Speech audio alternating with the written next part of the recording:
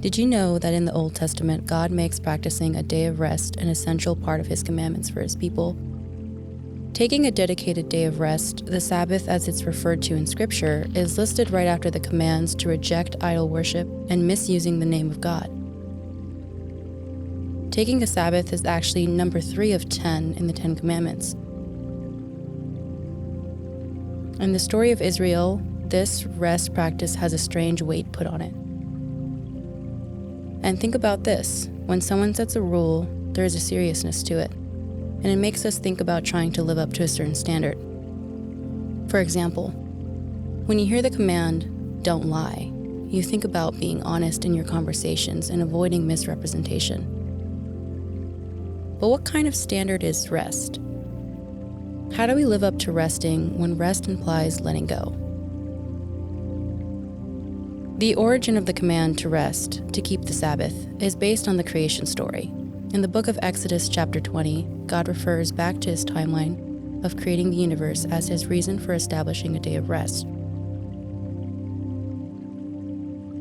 For in 6 days the Lord made the heavens, the earth, the sea, and everything in them, but on the 7th day He rested.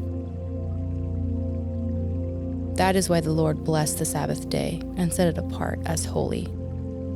Exodus 20:11. The first part of that verse for us to consider is that everything around us, the heavens, the earth, the sea, were made. Consider that.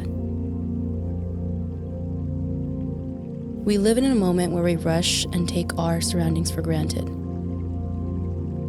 The Lord made our world. It's His creation. You live in it. Secondly, and this is essential for understanding the rest, God made us. The heavens, the earth, the sea, and everything in them. That's you and me.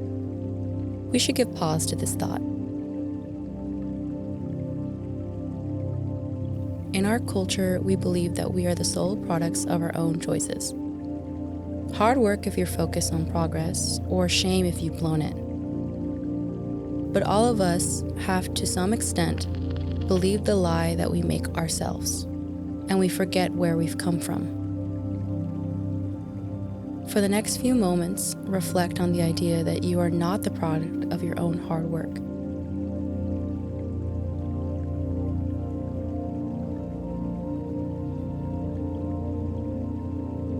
This thought can bring some relief to your tight chest and anxious breathing.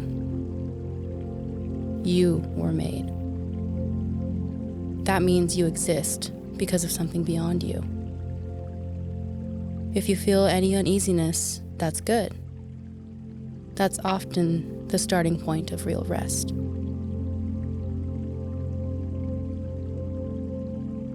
Take a slow, deep breath as a way to slow yourself down in the strange thought that you are someone else's creation, and that someone else knows you and is good.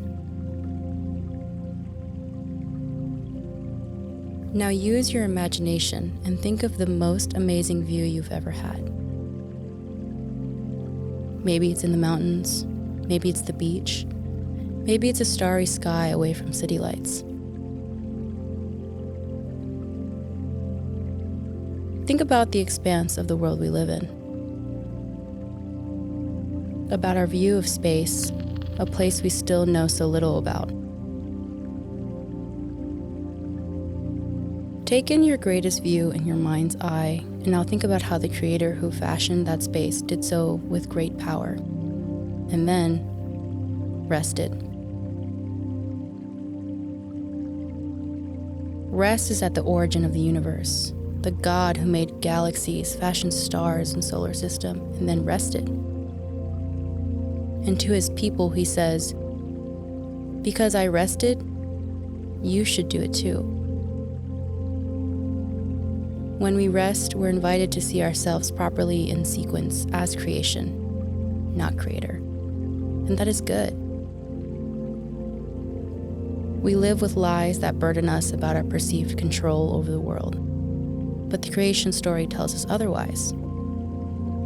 There can be great wonder in this gift of resting. If the infinite God rested and invites us to rest, we should do so with wonder and confidence. Set aside some time to stop from all work, slow down, and engage in activities that bring you joy. If you can do a full 24 hours, awesome. If that's too much for you right now, try a half day or a few hours. The point here is to be intentional with some time in your schedule to stop and rest. You are invited into rest by your Creator in His world.